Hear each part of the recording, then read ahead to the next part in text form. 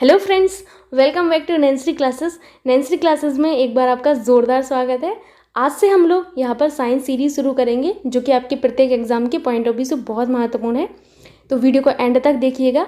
साथ ही साथ आप सभी से रिक्वेस्ट है कि आप लोग चैनल को सब्सक्राइब कीजिए और बेल आइकन को दबाना ना भूलिए ताकि आपकी कोई सी भी वीडियो मिस ना हो। और वीडियो को लाइक कर दिया करिए, शेयर भी कर दिया करिए। आइए शुरुआत करते हैं आज के पहले क्वेश्चन की। आज का आपका पहला क्वेश्चन है, किस विटामिन को हार्मोन भी कहते हैं? Vitamin A, vitamin B, vitamin D या फिर विटामिन ई। तो विटामिन डी को जो है हार्मोन भी कहा जाता है। बहुत अच्छा क्वेश्चन है और बहुत ही इंपॉर्टेंट है कि किस विटामिन को हार्मोन भी कहा जाता है। तो विटामिन डी को हार्मोन भी कहा जाता है। विटामिन डी आपको जो है मानव मूत्र और आपकी जो मछली है, मछली के लिवर में भी पाया जाता है। मानव मूत्र में आपका विटामिन डी पाया जाता है, मूत्र, ठीक, साथ ही साथ मछली के लिवर में।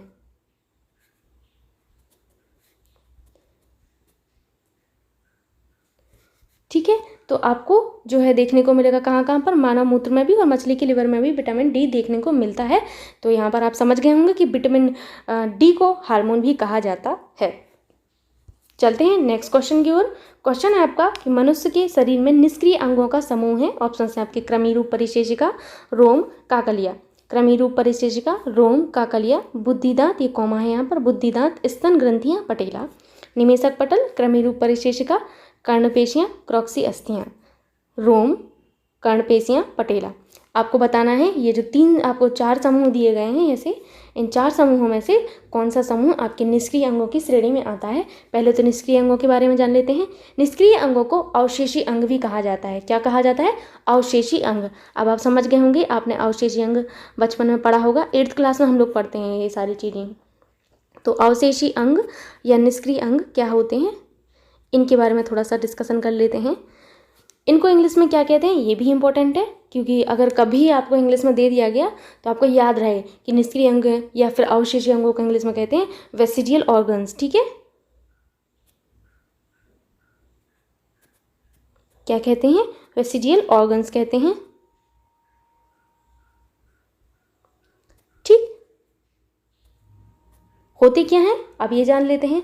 तो ऐसे अंग जो हमारे पूर्वजों में कार्यरत थे, ध्यान से सुनिएगा, ऐसे अंग जो हमारे पूर्वजों में कार्यरत थे लेकिन अब हमारे शरीर में उनका कोई कार्य नहीं है। समझ गए आप कि ऐसे अंग जो हमारे पूर्वजों में तो कार्यरत थे, जो हमारे पूर्वजों में कार्य कर रहे थे लेकिन हमारे शरीर में विद्यमान है लेकिन हमारे शरीर में उनका कोई कार्य नहीं है, ऐसे अंगों को क्या कहा जाता है? निष्क्रिय अंग कहा जाता है। जैसे आपके कान जो हैं, जिन्हें कर्णपेशियाँ कहते हैं, ये आपके पूर्वजों में भी विद्यमान थी, आपके अंदर भी विद्यमान है, लेकिन आपके पूर्वजों ने क्या किया, यानी कि हमारे पूर्वजों ने, यहाँ आपके नहीं, हमारे पूर्वजों के, हमारे पूर्वजों ने अपनी कर्णपेशियों का यूज़ किया, लेकिन हमने कर्णपेशियों का कोई यूज़ नहीं किया। हमारी कर्णपेशियाँ बिल्कुल यूज़लेस हैं, हम कोई कार्य नहीं करते अपनी कर्णपेशियों से। ठीक है, तो ऐसे ही अंग और कौन कौन से हैं? आपका निमेषक पटल, कृमि रूप परिशेषिका, कर्णपेशियाँ, क्रॉक्सी अस्थियाँ, ये आपके ऐसे अंग हैं जो आपके पूर्वजों में तो कार्यरत थे, परंतु बेटा आप सभी के में ये जो अंग हैं विद्यमान हैं पर ये कार्य नहीं करते हैं। ठीक है, तो ऑप्शन 3 एकदम करेक्ट होगा। चलते हैं नेक्स्ट क्वेश्चन की ओर। क्वेश्चन है आपका कि रेनिन का स्रावण करने वाला अंग है। बहुत ही ज़्यादा इंपॉर्टेंट क्वेश्चन है, इंपॉर्टेंट मार्क कीजिएगा इसको, कि रेनिन का स्रावण करने वाला अंग है अग्न्याशय, यकृत, आमाशय, छोटी आंत। यहाँ पर मैं आप सभी को एक चीज़ बोलना चाहूँगी, मैं आपको आश्वस्त करती हूँ इस बात से कि आपका कोई सा भी साइंस का क्वेश्चन छूटेगा नहीं किसी भी एग्ज़ाम में, चाहे आपका सुपर टेट हो या फिर आपका एनटीपीसी हो, कोई सा भी एग्ज़ाम हो, आप कोई सा भी एग्ज़ाम दे के देखें, आपका कोई सा भी क्वेश्चन इससे बाहर नहीं आएगा। जितने क्वेश्चन मैं आपको साइंस के कराऊँ उसको आप अच्छे से पढ़िए, जो नहीं आता है आपको समझ में कॉमेंट बॉक्स में पूछिए और प्रॉपर नोट्स बनाइए। अपने राइटिंग में लिखने का एक अलग ही एक्सपीरियंस होता है, उससे आपको चीज़ें याद बनी रहती हैं। ठीक है, और यहाँ पर आपको सारे इंपॉर्टेंट चीज़ें बताई जाएंगी, तो आप ध्यान से सुना करिए और लिखा करिए उनको। ठीक, जैसे यहाँ पर है क्वेश्चन कि रेनिन का स्रावण करने वाला अंग है। अब पहले रेनिन ही पता होना चाहिए, रेनिंग नहीं है। ठीक है, तो रेनिंग है क्या ये जान लेते हैं। यहाँ पर मैं लिख लेती हूँ रेनिंग। ठीक, ये रेनिंग नहीं है, ध्यान से पढ़ना इसको, रेनिन है। ठीक है, रेनिन, रेनिन है क्या, इसके बारे में जान लेते हैं। तो रेनिन आपका एक एंजाइम होता है। क्या होता है? एक एंजाइम होता है जो दूध के पाचन के लिए शरीर में इसकी ज़रूरत पड़ती है। किस लिए पड़ती है इस एंजाइम की ज़रूरत? दूध के पाचन के लिए। दूध के पाचन के लिए।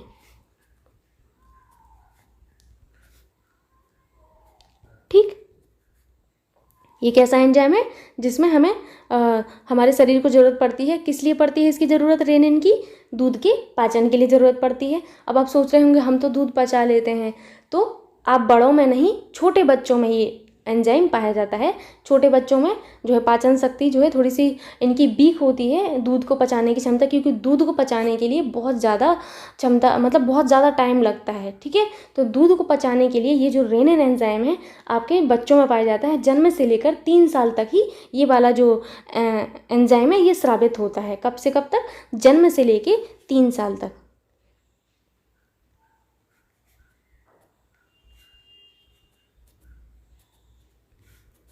ठीक, कब से कब तक? जन्म से 3 साल तक ही ये आपका स्रावित होता है। कहाँ से स्रावित होता है? तो ये आपके आमाशय से स्रावित होता है। ऑप्शन 3 एकदम करेक्ट होगा, आमाशय से आपका रेनिन जो है स्रावित होता है। ठीक है, चलते हैं नेक्स्ट क्वेश्चन की ओर। यहाँ पर मैं नेक्स्ट क्वेश्चन पर जाने से पहले आपसे एक चीज़ शेयर करना चाहती हूँ। आमाशय, जैसे यहाँ पर आपने देखा कि जो रेनिंग है, ये रेनिंग मत पढ़ना, ये रेनिन है। ठीक है, इसको मैं फिर से लिख देती हूँ, रेनिन का स्रावण करने वाला अंग कौन सा है? तो ये आपका आमाशय है। अब आमाशय के बारे में जान लेना भी ठीक होगा आपके लिए कि आमाशय आखिर है क्या। तो पाचन तंत्र का सबसे चौड़ा भाग, ध्यान से सुनिएगा, आपके जो पाचन तंत्र है उसका सबसे चौड़ा भाग आपका क्या होता है? ये यही होता है, आपके आमाशय होता है।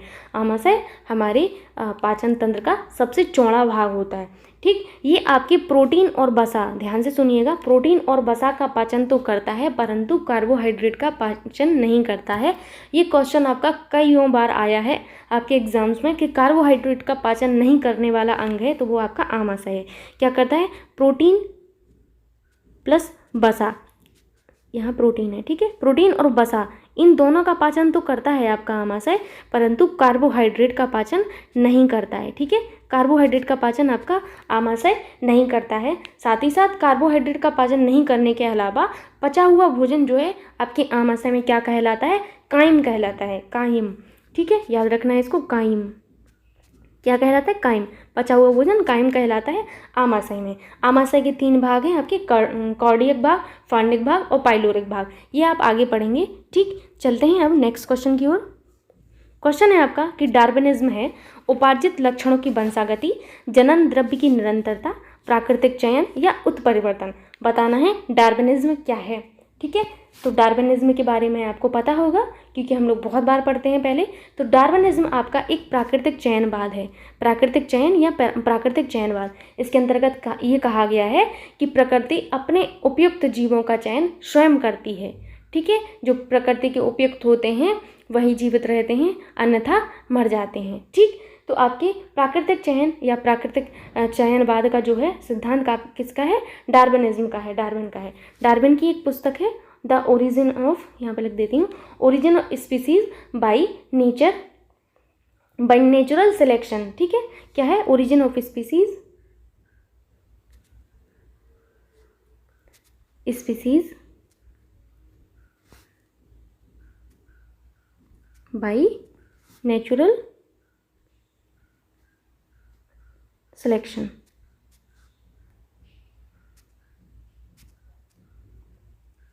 ठीक, तो ये आपकी किन की पुस्तक है? ये आपकी डार्विन की पुस्तक है, origin of species by natural selection. ठीक है, चलते हैं नेक्स्ट क्वेश्चन की ओर।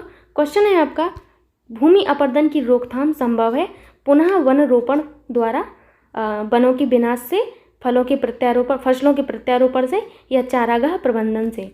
तो आप बताइए कि भूमि अपरदन रोकथाम कैसे संभव है? क्या चारागाह प्रबंधन से आपका भूमि अपरदन रोकथाम संभव है? बिल्कुल नहीं है। ठीक है, फसलों के प्रत्यारोपण का भूमि अपरदन से संबंध नहीं है। वनों के विनाश से, ये तो आपका बहुत ही ज़्यादा नेगेटिव पॉइंट हो गया। सिर्फ और सिर्फ वनों के पुनः रोपण से, यानी कि पुनः वन रोपण से आपका वन जो भूमि अपरदन है उसको रोका जा सकता है। तो पुनः वन रोपण आपका हेल्प करता है भूमि अपरदन को रोकने में। ठीक है, चलते हैं नेक्स्ट क्वेश्चन की ओर। क्वेश्चन आपका बहुत ज़्यादा इंपॉर्टेंट है, इंपॉर्टेंट मार्क कीजिएगा। साथ ही साथ इसको याद रखिएगा कि कौन सा अंग रोगाणुओं का विनाश करता है तथा शरीर का पुलिस रक्षक कहलाता है? यकृत, अग्न्याशय, आमाशय या किडनी। आपको बताना है आपके शरीर का ऐसा कौन सा अंग है जो आपके रोगाणुओं का विनाश करता है और शरीर का पुलिस रक्षक कहलाता है। Very very important. आप समझ गए होंगे ना कि यकृत है। हाँ, यकृत ही है वो, यकृत ही है वो आपका अंग जो आपका रोगाणुओं का विनाश करता है, साथ ही साथ आपके शरीर का पुलिस रक्षक कहलाता है। ठीक, आखिर यकृत में ऐसा क्या होता है कि ये अब आपके जो शरीर में रोगाणु होते हैं उनको नष्ट कर लेता है? कोई शक्ति वक्ति, कोई गन वन होती है क्या, टिशुम टिशुम करके मार देता होगा रोगाणुओं को? जी नहीं, आपके यकृत में होती हैं कुफर सेल्स। क्या होती हैं? कुफर सेल्स। मैं यहाँ लिख देती हूँ,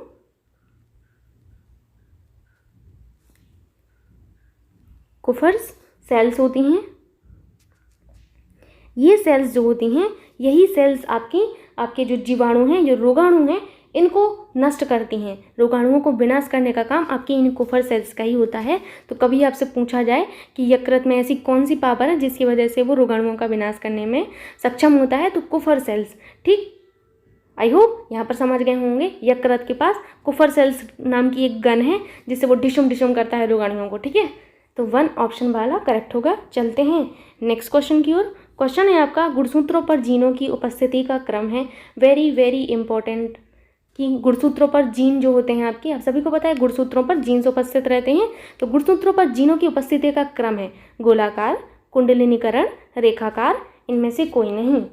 तो आपके गुणसूत्रों पर जीनों की उपस्थिति का क्रम रेखाकार होता है।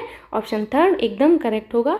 चलते हैं नेक्स्ट क्वेश्चन की ओर। क्वेश्चन है आपका, मानव विकास कहाँ हुआ?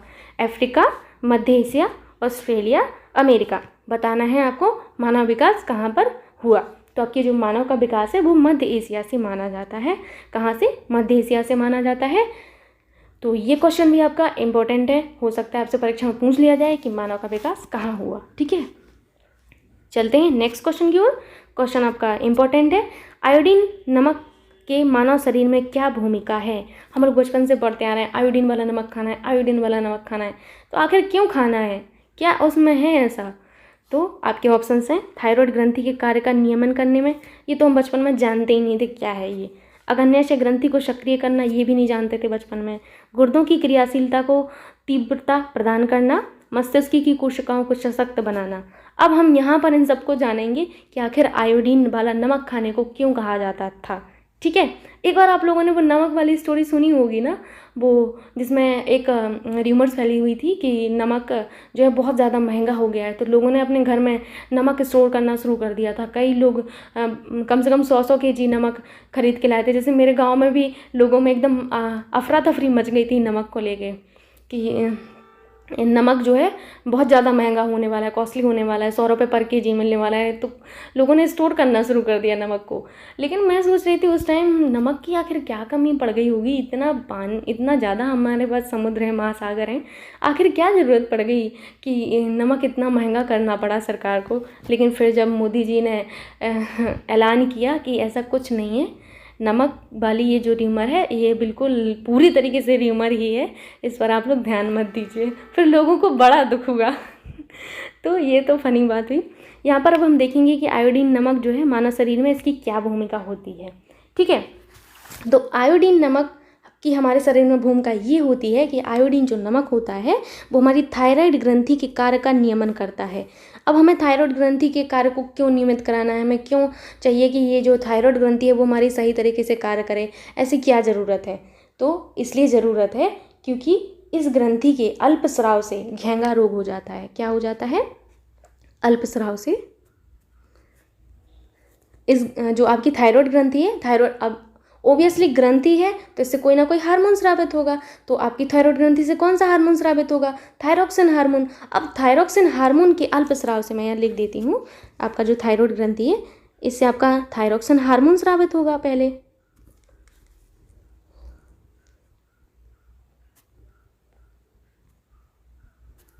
थायरोक्सिन हार्मोन स्रावित होगा। ठीक है, तो इस थायरोक्सिन हार्मोन के अगर अल्पस्राव हो जाता है, इस थायरोक्सिन हार्मोन का अल्पस्राव होता है तो क्या हो जाता है? आपको घेंगा रोग होता है। घेंगा रोग बेसिकली आपकी पहाड़ी इलाकों में ज़्यादा देखने को मिलता है। ठीक है, अल्पस्राव जैसे आपका उत्तराखंड वगैरह हुआ, हिमाचल प्रदेश हुआ, तो इन जगह पर घेंगा रोग ज़्यादा देखने को मिलेगा। ठीक है। अधिकता, इसकी अधिकता से क्या होता है, तो अधिकता से तो और ही खतरनाक चीज़ हो जाती है। अधिकता से होती है आपको एक रोग हो जाता है, इसको कहते हैं एक्सोपथैलेमिक ग्वाइटर। क्या कहते हैं, एक्सोपथैलेमिक ग्वाइटर कहते हैं। इसमें होता क्या है कि हृदय गति बढ़ जाती है, माइटोकॉन्ड्रिया की संख्या जो है बहुत ज़्यादा बढ़ जाती है। ठीक, तो ये जो है बहुत खतरनाक होता है। क्या कहते हैं इसको, एक्सोपथैलेमिक ग्वाइटर।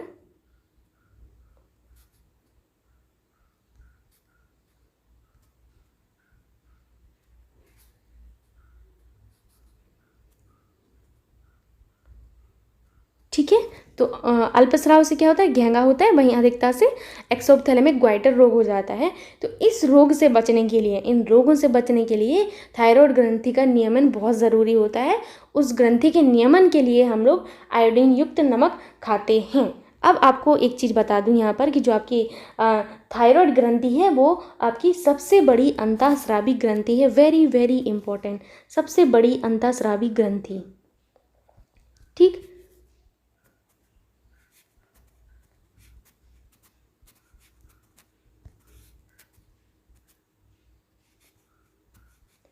ठीक है, याद रखना है सबसे बड़ी अंतःस्रावी ग्रंथि आपकी कौन सी है, आपकी थायराइड ग्रंथि ही है। साथ ही साथ आपको ये भी याद रखना है कि थायराइड ग्रंथि कहाँ पाई जाती है, तो थायराइड ग्रंथि आपके जो है कंठ और श्वास नली के बीच में, आपका जो कंठ है और जो श्वास नली है उसके बीच में आपको देखने को मिल जाएगी। कौन सी, थायराइड ग्रंथि। ठीक है, मतलब अगर आपका कंठ और श्वास नली जख्मी हुआ नहीं कि आपकी थायराइड ग्रंथि प्रभावित हो जाएगी, फिर देख लेना आप, आपको प्रॉब्लम हो जाएगी। ठीक है। ये जो आपकी ग्रंथि है थायराइड ग्रंथि, इसके बारे में एक बहुत इंपॉर्टेंट बात ये है कि ये महिलाओं में पुरुषों की अपेक्षा बड़ी होती है। ठीक है, क्या, महिलाओं में पुरुषों की अपेक्षा बड़ी होती है महिलाओं में। ठीक है, याद रखना है, महिलाओं में पुरुषों की अपेक्षा थोड़ी सी बड़ी होती है आपकी थायराइड ग्रंथि। तो आई होप यहाँ पर आपको थायराइड से संबंधित सारी चीज़ें समझ में आ गई होंगी। ये तो आपने जान लिया कि थायराइड ग्रंथि क्या है, और यहाँ पर आपने जान लिया कि आयोडीन युक्त नमक खाने को क्यों कहा जाता था, ताकि थायराइड ग्रंथि का कार्य जो है वो सही से नियमित होता रहे। ठीक है। एक चीज़ और यहाँ पर आपको जानना है कि अगर आयोडीन, जो आपकी थायराइड ग्रंथि है, थायराइड ग्रंथि से स्रावित होने वाला हार्मोन जो आपका थायरोक्सिन हार्मोन है, थायरोक्सिन हार्मोन जो है आपका एक वयस्कों में एक अलग तरीके की बीमारी पैदा करता है, उसका नाम है मिक्सडमा। क्या कहते हैं इसको, मिक्सडमा कहते हैं।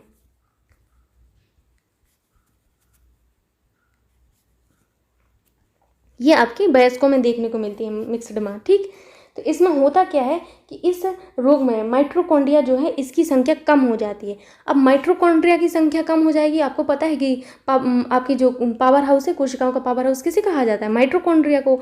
माइटोकॉन्ड्रिया की संख्या कम होगी, शरीर में एनर्जी कम हो जाएगी, एनर्जी कम हो जाएगी, बहुत आलस आलस फील होगा। तो ये जो है आपके वयस्क लोगों में देखने को मिलती है।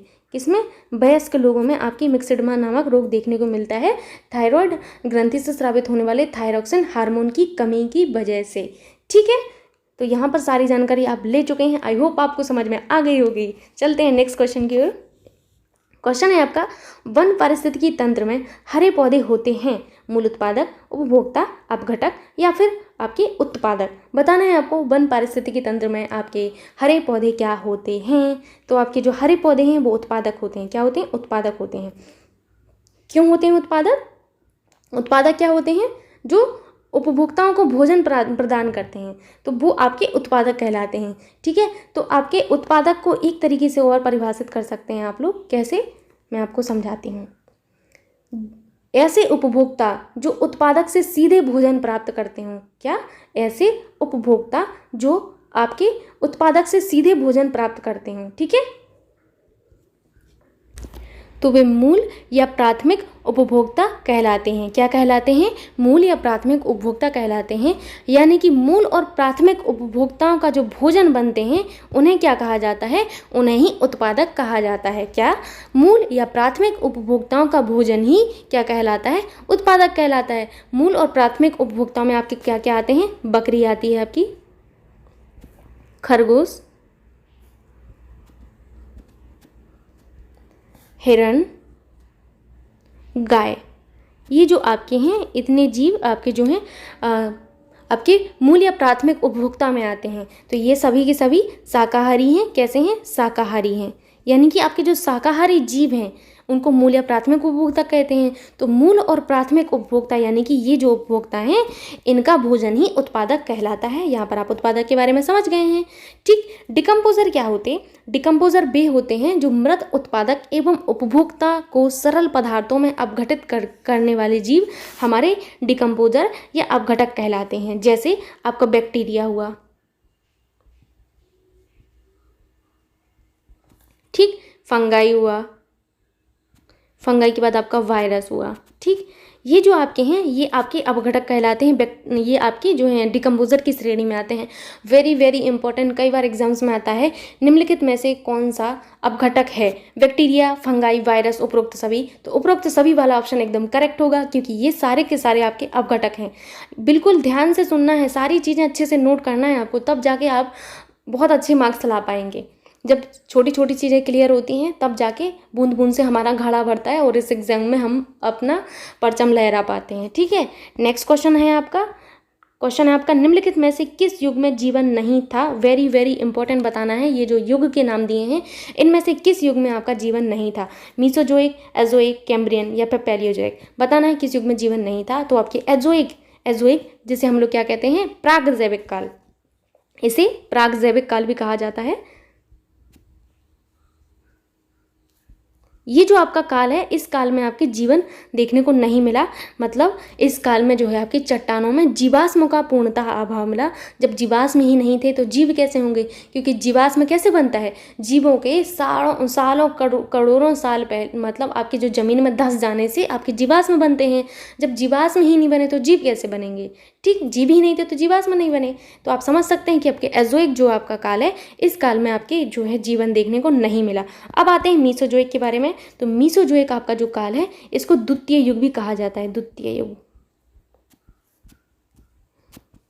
ठीक है, एक चीज़ और मैं यहाँ पर बताना चाहूँगी आपके एजोइक काल के बारे में। एजोइक काल को आपका जो है आर्कियन काल भी कहा जाता है। आर्कियन काल।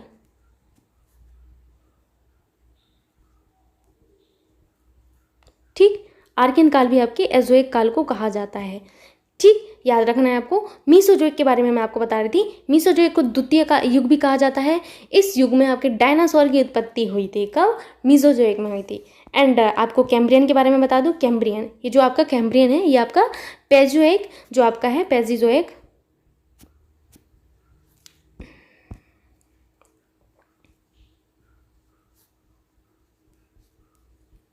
पेजिजोइक काल के अंतर्गत आने वाला काल है आपका कैम्ब्रियन काल। ठीक है, चलते हैं नेक्स्ट क्वेश्चन की ओर। क्वेश्चन है आपका जीवों एवं वातावरण के पारस्परिक संबंधों का अध्ययन कहलाता है इकोलॉजी, इकोतंत्र, पर्यावरण या इनमें से कोई नहीं? तो जीवों तथा वातावरण के पारस्परिक संबंधों का अध्ययन आपका कहलाता है इकोलॉजी। और इकोतंत्र क्या कहलाता है? इकोतंत्र आपके जैविक और अजैविक घटक जो हैं के संबंध को इकोतंत्र कहते हैं। जैविक और अजैविक। ठीक है, तो जैविक और अजैविक घटक के संबंध को इकोतंत्र कहते हैं। जैविक घटक के अंतर्गत क्या कहते हैं? आपके जीव जंतु, पेड़ पौधे, ये आपके जैविक घटक के अंतर्गत आते हैं। ठीक, जीव जंतु और पेड़ पौधे। वहीं अजैविक घटक के अंतर्गत ताप, सूर्य, जल और क्या आता है? जल के अलावा वायु, प्रकाश, ये आपके अजैविक घटक के अंतर्गत आते हैं। यानी कि आपसे दूसरे शब्दों में कहा जाए तो जीव जंतु, पेड़ पौधे एवं सूर्य, ताप, जल, वायु, प्रकाश के संबंध को इकोतंत्र कहते हैं। ठीक है, चलते हैं नेक्स्ट क्वेश्चन की ओर जो कि बहुत ज़्यादा इंपॉर्टेंट है। क्वेश्चन है आपका कि जब दो जीव साथ रहें और एक को लाभ हो और दूसरे को कोई लाभ ना हो तो वह कहलाता है सहभोजिता, बायोसिस, सिम्बायोसिस, इनमें से कोई नहीं। ध्यान से सोचना है सब क्वेश्चन को। क्वेश्चन आपका ये है कि जब आपके दो जीव हैं वो साथ में रह रहे हैं, ठीक है, इनमें से एक को लाभ होता है और दूसरे को कोई लाभ नहीं होता है। मतलब लाभ भी नहीं हो रहा, हानि भी नहीं हो रहा, कुछ नहीं हो रहा, उसको न्यूट्रल है एकदम। ठीक, जबकि पहले वाले को लाभ हो रहा है। तो इस स्थिति को क्या कहा जाता है? तो इस स्थिति को कहा जाता है कॉमेंसिलिज्म। क्या कहा जाता है? कॉमेंसिलिज्म, यानी कि सहभोजिता कहा जाता है। ऑप्शन 1 एकदम करेक्ट होगा। अब इसी का उल्टा कर दीजिए कि एक जीव को लाभ हो, यहाँ पर मैं लिख दे रही, आपके जब दो जीव साथ में रहें, एक को तो लाभ हो रहा, ठीक है, दूसरे वाले को हानि हो, दूसरे को हानि हो, इस केस में क्या हो रहा था, एक को लाभ हो रहा था, दूसरे को कुछ नहीं हो रहा था। इस वाले में क्या हो रहा था, एक को लाभ हो रहा, दूसरे को हानि हो रही। तो इसको क्या कहते हैं, इस वाली स्थिति को कहते हैं परजीविता। परजीविता कहा जाता है इस स्थिति को। ठीक है, चलते हैं नेक्स्ट क्वेश्चन की ओर।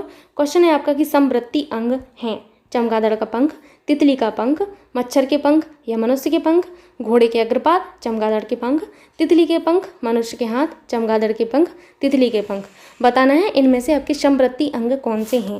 पहले तो समवृत्ति अंगों के बारे में जान लेते हैं। समवृत्ति अंग जो हैं आपकी, इनको समरूप अंग भी कहा जाता है। समरूप, अगर आपसे कहा जाए समरूप अंगों के उदाहरण, तो यही आपको सोचना है कि समवृत्ति अंग जो हैं इनको ही समरूप अंग भी कहा जाता है। इंग्लिश में भी बहुत ज़रूरी है इनको याद रखना, एनालॉगस ऑर्गन्स कहते हैं। ठीक है,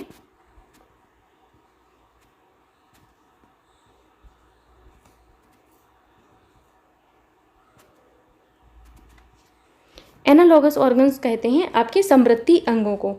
तो आपको अब यहाँ पर ये जानना है कि आखिर ये अंग हैं क्या। बहुत इंपॉर्टेंट क्वेश्चन, ध्यान से सुनिएगा। समवृत्ति अंग ऐसे अंग होते हैं जो समान कार्य में उपयोगिता के कारण समान दिखाई देते हैं। क्या समान दिखाई देंगे आपको, बट किंतु परंतु मूल रचना और इनकी भ्रूणीय परिवर्तन में जो है भिन्नता पाई जाती है। ध्यान से सुनना है, देखने में तो सेम है ये। ठीक है, क्यों? क्योंकि इनके ये समान कार्य में उपयोगिता की वजह से ये देखने में समान लगते हैं हमें, परंतु मूल रचना एवं भ्रूणीय परिवर्तन में भिन्नता इनमें पाई जाती है। ऐसे अंगों को समवृत्ति अंग या समरूप अंग या फिर एनालॉगस ऑर्गन्स भी कहा जाता है। जैसे आपके तितलियाँ, पक्षी और चमगादड़ के जो पंख होते हैं, किनके? तितली के, पक्षी के और चमगादड़ के पंख होते हैं, उड़ने का कार्य करते हैं। मतलब इनका जो कार्य है वो सबका समान है। ठीक, उपयोगिता इनकी सभी की समान है, तितली के पंखों की, पक्षियों के पंखों की और चमगादड़ के पंखों की। लेकिन इनकी जो भ्रूणीय संरचना है, इनकी उत्पत्ति जो है वो अलग अलग ढंग से हुई है। तो ऐसे अंगों को क्या कहा जाता है? समवृत्ति अंग कहा जाता है। तो इसमें आपके समवृत्ति अंगों का जो समूह है वो है आपका ऑप्शन वन वाला, चमगादड़ के पंख और तितली के पंख। ऑप्शन वन एकदम करेक्ट होगा, ये आपकी समवृत्ति अंगों की श्रेणी में आते हैं। चलते हैं नेक्स्ट क्वेश्चन की ओर। क्वेश्चन है आपका, निम्नलिखित में से कौन सी हार्मोनल बीमारी है? टीबी और ट्यूबरक्लोसिस, कैंसर या फिर घेंगा। बताना है आपको कि आपका कौन सा इनमें से हार्मोनल बीमारी है। ठीक है, तो आपकी जो घेंगा है, ये घेंगा नहीं होगा, पहला तो घेंगा होगा। ठीक है, घेंगा। घेंगा जो है आपकी एक हार्मोनल बीमारी है। हार्मोनल बीमारी कैसे है मैं आपको बता देती हूँ। जैसे आपने आपके जो थायराइड ग्रंथि होती है, जो आपकी कंठ और श्वास नली के बीच में होती है, ये जो थायराइड ग्रंथि होती है, ये थायराइड ग्रंथि की अल्पस्राव से घेंगा रोग होता है पहाड़ी इलाकों में। ये बच्चों में देखने को मिलता है। तो ये जो है आपके हार्मोन की कमी से हुई ना। किस हार्मोन की कमी से? थायरॉक्सिन हार्मोन की कमी से होती है। ठीक, तो याद रखना है, थायरॉक्सिन हार्मोन की कमी से।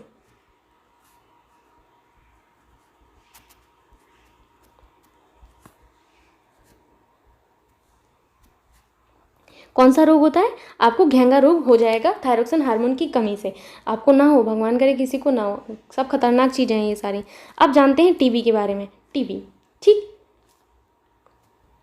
टीबी आपका एक बैक्टीरिया से होने वाली बीमारी है। कौन से बैक्टीरिया से होती है? ये होती है आपकी माइको बैक्टीरियम ट्यूबरक्लोसिस।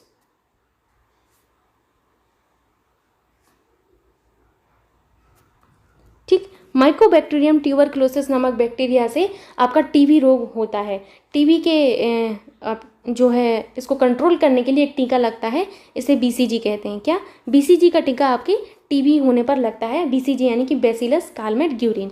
याद रखना है, बीसीजी का फुल फॉर्म बहुत इंपॉर्टेंट है, कई एग्जाम्स में पूछा जाता है। तो बीसीजी का फुल फॉर्म है बैसिलस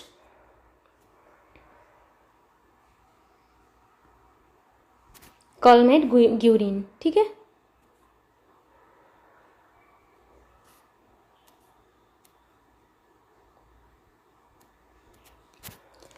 तो यहाँ पर आप समझ गए हैं कि आपकी हार्मोनल बीमारी कौन सी है? घेंगा रोग है। ठीक है, चलते हैं नेक्स्ट क्वेश्चन की ओर।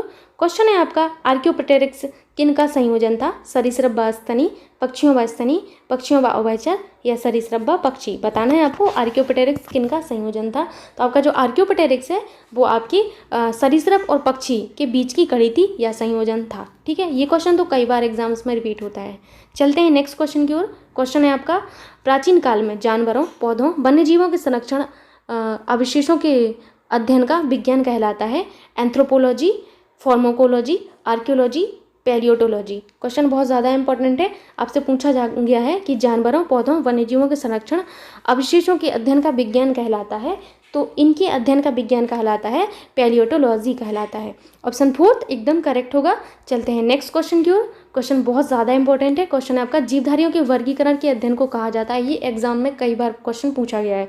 ऑप्शन से आपके सरपैथोलॉजी, बायोलॉजी, फिजियोलॉजी या टेक्सोनॉमी? तो टेक्सोनॉमी कहा जाता है, जीवधारियों के वर्गीकरण को टेक्सोनॉमी कहते हैं। ठीक है, चलते हैं नेक्स्ट क्वेश्चन की ओर। क्वेश्चन है आपका वृक्ष संवर्धन किसका अध्ययन है? वृक्षों एवं वनस्पति की खेती, पादप जीव का विज्ञान, बागवानी कला, फसल उगाने की कला? तो जो वृक्ष संवर्धन है ये आपके वृक्षों एवं वनस्पति की खेती का अध्ययन है। ठीक है, वृक्ष और वनस्पति की खेती का अध्ययन ही वृक्ष संवर्धन कहलाता है। नेक्स्ट क्वेश्चन है आपका एंटोमोलॉजी के बारे में कि एंटोमोलॉजी वह विज्ञान है जिसमें से निम्नलिखित में से किसका अध्ययन किया जाता है? चट्टानों के बनने का, मानव व्यवहारों का, कीटों का या पक्षियों का? तो एंटोमोलॉजी में आपके कीटों का अध्ययन किया जाता है। ऑप्शन 3 एकदम करेक्ट होगा। कीटों के अध्ययन को एंटोमोलॉजी कहा जाता है। एक अध्ययन वाला क्वेश्चन आपसे परीक्षा में जरूर पूछा जाना है, तो इसको आप अच्छे से पढ़िए। एंटोमोलॉजी यानी कि कीटों का अध्ययन। ठीक, नेक्स्ट है आपका सोरोलॉजी। बताना है आपको कि सोरोलॉजी किसका अध्ययन है? मच्छर का, तिलचट्टा का, सांप का या फिर आपकी छिपकली का? तो आपकी छिपकली का अध्ययन को सोरोलॉजी कहा जाता है। ठीक है, मकड़ियों के अध्ययन को क्या कहते हैं? ऑप्शन हैं आपके ओपोलॉजी, साइनोलॉजी, एंथ्रोपोलॉजी, आर्कनोलॉजी। तो मकड़ियों के अध्ययन को आर्कनोलॉजी कहा जाता है। ऑप्शन 4 एकदम करेक्ट होगा। चलते हैं नेक्स्ट क्वेश्चन की ओर। क्वेश्चन आप समझ गए होंगे कि इसका आंसर क्या होगा। डायनासोरों का सुनहरा काल किस महाकल्प को कहा जाता है? मीसोजोइक, एजोइक, कैम्ब्रियन या इनमें से कोई नहीं? तो डायनासोरों का जो सुनहरा काल है वो मीसोजोइक है, क्योंकि इस काल में आपके डायनासोरों की उत्पत्ति देखने को मिली थी। आपके डायनासोर जो है इनका सुनहरा काल मीसोजोइक महाकल्प को माना ही जाता है। ठीक है, नेक्स्ट है आपका उत्परिवर्तन का कारण है क्रोमोसोम में परिवर्तन, जीन में परिवर्तन, डीएनए में परिवर्तन, उपरोक्त सभी? ठीक, आपको बताना है उत्परिवर्तन का कारण क्या है। तो आपके उत्परिवर्तन का कारण क्रोमोसोम में परिवर्तन भी है, जीन में परिवर्तन भी और डीएनए में परिवर्तन भी है, इसीलिए उपरोक्त सभी वाला ऑप्शन एकदम करेक्ट होगा। क्वेश्चन बहुत ज़्यादा इंपॉर्टेंट है, उत्परिवर्तन के कारण आपके कौन से हैं। ठीक, चलते हैं नेक्स्ट क्वेश्चन की ओर। क्वेश्चन है आपका इनमें से कौन सा आधुनिक मानव का सबसे निकट संबंधी है? ओरेंगुटान, गोरिल्ला, गिबन, इनमें से कोई नहीं? बताना है आपको आधुनिक मानव का सबसे निकट संबंधी है। ओरेंगुटान को आप गूगल पर सर्च करना, कितना भयंकर लगता है देखने में। ठीक है, तो आपके आधुनिक मानव यानी कि जो आपका मॉडर्न मैन है, मतलब अभी जो मानव है आपका, उसका सबसे निकट संबंधी कौन है? तो इसका सबसे निकट संबंधी गोरिल्ला है। कौन है? गोरिल्ला। ऑप्शन 2 एकदम करेक्ट होगा। चलते हैं नेक्स्ट क्वेश्चन की, जो कि बहुत ही ज़्यादा इंपॉर्टेंट है कि हीमोग्लोबिन में कौन सी धातु होती है? Mg+, Cu+, Zn+, Fe+? तो आपके हीमोग्लोबिन में आपकी Fe+ धातु होती है और इसी धातु की कमी से एनीमिया रोग होता है। एनीमिया रोग में होता क्या है? ब्लड की कमी हो जाती है। ठीक है, एनीमिया बेसिकली ये आपकी जो प्रेग्नेंट वुमेन्स होती हैं उनमें ज़्यादा देखने को मिलता है एनीमिया रोग। ठीक, तो आपकी जो Fe धातु होती है, इस धातु की कमी से एनीमिया रोग होता है। हीमोग्लोबिन में आपका एनीमिया रोग ही एनीमिया रोग होता है Fe की कमी से। ठीक है, Mg यानी कि मैग्नीशियम जो है, इसकी कमी से कौन सा रोग होता है? तो इसकी कमी से तंत्र संबंधी रोग होता है। वेरी वेरी इंपॉर्टेंट, कई बार एग्जाम में पूछा जाता है किस धातु की कमी से तंत्र संबंधी रोग होता है? तो मैग्नीशियम धातु की कमी से यानी कि Mg+ की कमी से तंत्र संबंधी रोग होता है। और आपके Zn की कमी से कौन सा रोग होता है? तो आपकी Zn की जिंक की कमी से उपापचयी क्रिया प्रभावित होती है। उपापचयी क्रियाएं जो हैं आपकी प्रभावित होंगी।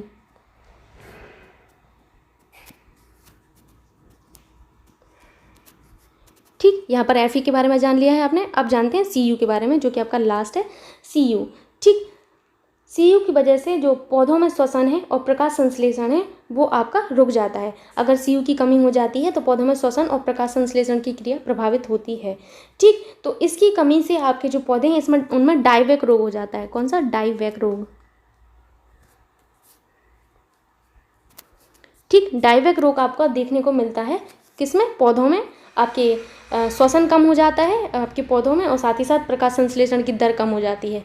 तो यानी कि अगर आपसे क्वेश्चन उल्टा पूछा जाए कि पौधों में श्वसन और प्रकाश संश्लेषण के लिए कौन सी धातु आवश्यक है, तो आपको क्या जवाब देना है? आपको जवाब देना है Cu। ठीक है, बहुत इंपॉर्टेंट क्वेश्चन था। काफ़ी सारी चीज़ें यहाँ पर जानी, काफ़ी सारी धातुओं को जाना आपने कि किन धातुओं की वजह से कौन सा रोग होता है, जो कि एग्जाम्स में पूछा जाता है। चलते हैं नेक्स्ट क्वेश्चन की ओर। क्वेश्चन है आपका, निम्नलिखित में से कौन सा लिंग सहलग्न रोग है? क्षय रोग, वर्णांधता, निकट दृष्टि दोष या दूर दृष्टि दोष। बताना है लिंग सहलग्न रोग कौन सा है। तो आपका जो वर्णांधता है ये आपका एक लिंग सहलग्न रोग होता है, वर्णांधता। ठीक, वहीं पर आपकी जो हीमोफीलिया और आपका सिकल सेल एनीमिया, इसके बारे में आपने सुना होगा। हीमोफीलिया मैं यहाँ पर शॉर्ट फॉर्म में लिख देती हूँ, प्लस आपका सिकल सेल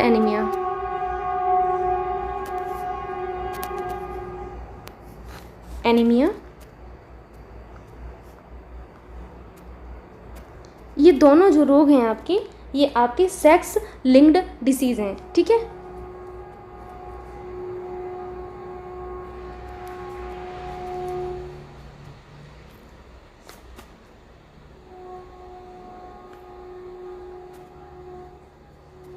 ठीक, तो यहाँ पर आपने देखा लिंग सहलग्न रोग कौन सा है, वो है आपका वर्णांधता। ठीक है, चलते हैं नेक्स्ट क्वेश्चन की ओर। तो क्वेश्चन है आपका कि टर्नर सिंड्रोम होता है, ऑप्शन हैं आपके XO, XX, XXY या फिर XYY। बताना है टर्नर सिंड्रोम क्या होता है।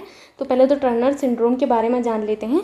ये जो है आपका बहुत ही खतरनाक होता है, क्योंकि इसमें आपके गुणसूत्रों की संख्या कितनी हो जाती है? गुणसूत्रों की संख्या 45 हो जाती है। ठीक, 45 गुणसूत्र हो जाते हैं आपके टर्नर सिंड्रोम में। ये बेसिकली आपकी फीमेल को प्रभावित करता है। फीमेल यानी कि फीमेल जो होती हैं आपकी, फीमेल में गुणसूत्रों की संख्या कितनी? 45 हो जाती है। तो इसमें होता क्या है कि शारीरिक विकास नहीं हो पाता महिलाओं का, साथ ही साथ इनकी जो स्तन ग्रंथियां हैं उनका अभाव होता है। ध्यान से सुनिएगा, टर्नर सिंड्रोम में क्या होता है कि जो है ये आपका फीमेल्स को प्रभावित करता है। तो इसमें शारीरिक विकास नहीं हो पाता और स्तन ग्रंथियां जो हैं उनका अभाव रहता है। साथ ही साथ इनकी आवाज़ जो है वो मोटी हो जाती है। आवाज़ कैसी होती है? मोटी हो जाती है। इनमें जनन क्षमता की भी कमी पाई जाती है ऐसी महिलाओं में। ठीक, तो ये जो है आपकी टर्नर सिंड्रोम की ड्रॉबैक हैं कि क्या क्या बीमारियां हो सकती हैं, क्या क्या प्रॉब्लम हो सकती है महिलाओं में। ठीक, तो यहाँ पर आप जान गए होंगे कि टर्नर सिंड्रोम होता क्या है, आपका X0 होता है। ठीक, XO होता है। चलते हैं नेक्स्ट क्वेश्चन की ओर। क्वेश्चन है आपका, आधुनिक मानव के अभिनव पूर्वज थे जावा मानव, पीकिंग मानव, क्रोमैग्नन मानव, इनमें से कोई नहीं। तो आधुनिक मानव के जो अभिनव पूर्वज थे वो आपके क्रोमैग्नन मानव थे। ऑप्शन 3 एकदम करेक्ट होगा। चलते हैं नेक्स्ट क्वेश्चन की ओर। क्वेश्चन है आपका, जीवन की उत्पत्ति किस महाकल्प में हुई? प्री कैम्ब्रियन, सीनोजोइक, मेसोजोइक, इनमें से कोई नहीं। तो जो जीवन की उत्पत्ति है उसमें उसकी जो उत्पत्ति है वो आपकी प्री कैम्ब्रियन युग में मानी गई है। इसमें आपके रीढ़ विहीन जीवों का उद्भव हुआ। रीढ़ विहीन जीव का उद्भव देखने को मिला था। ठीक है, तो प्री कैम्ब्रियन युग में ही जीवन की उत्पत्ति हुई। वेरी वेरी इंपॉर्टेंट, कई बार एग्जाम्स में पूछा गया है कि जीवन की उत्पत्ति किस महाकल्प में हुई है, तो प्री कैम्ब्रियन युग में हुई है। नेक्स्ट है आपका, परागकण क्या है?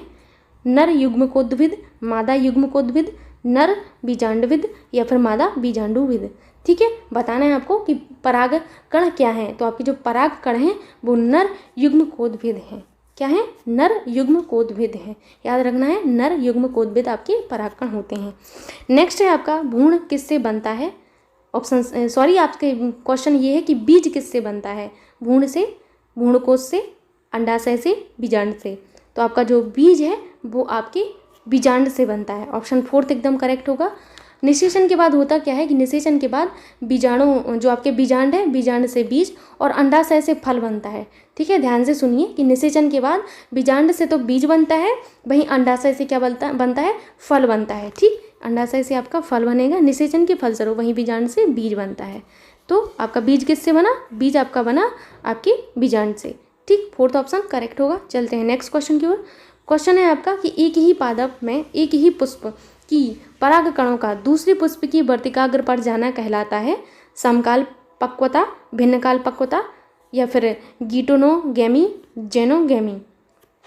क्वेश्चन बहुत ज़्यादा इंपॉर्टेंट है। पूछा गया है एक ही पादप में एक पुष्प की परागकणों का दूसरे पुष्प के वर्तिकाग्र पर जाना क्या कहलाता है? तो इसे कहते हैं गीटोनोगैमी। क्या कहलाते हैं? गीटोनोगैमी कहते हैं। ठीक है, क्वेश्चन इंपॉर्टेंट है, याद रखना है इसको।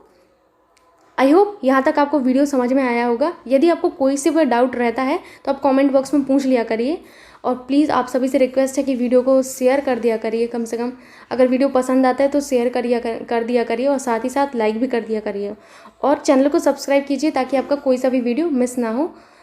थैंक यू सो मच मेरे वीडियोज़ देखने के लिए।